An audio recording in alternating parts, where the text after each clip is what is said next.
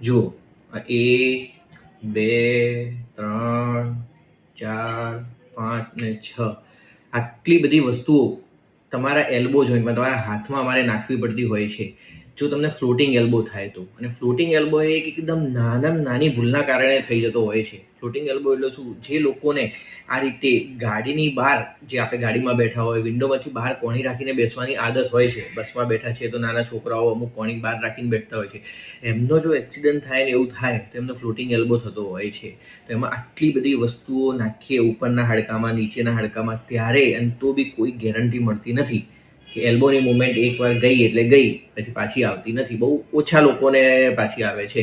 એટલે ગાડીમાં બેસવાવાળા જે તમારી આજુબાજુ અથવા તમે પોતે પણ જો તમારી કોણી બહાર રાખીને બેસવાની આદત હોય તો એ એકદમ ભૂલ સુધારી જ દો. બરાબર? કોણી, હાથ બધું આપણું ગાડીની અંદર રહેવું જોઈએ, બસની અંદર રહેવું જોઈએ, એની બહાર કશું જ રહેવું જોઈએ નહીં. એટલું સાવચેતી રાખો.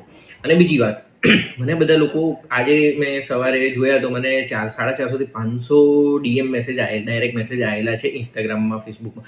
બરાબર? પણ હું એનો રિપ્લાય આપી શકતો નથી.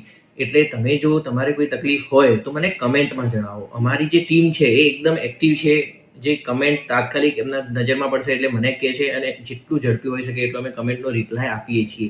અને તમારી કમેન્ટ છે તો તમારો જે પ્રોબ્લેમ હોય એ બીજા હજારો લોકોને પ્રોબ્લેમ હોય છે.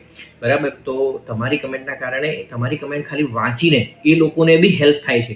એટલે તમે મને ડાયરેક્ટ મેસેજ કરો છો એના કરતાં કમેન્ટમાં જણાવો તો આપણે કમેન્ટમાં ડિસ્કશન થશે, કમેન્ટમાં હું તમને જવાબ આપીશ.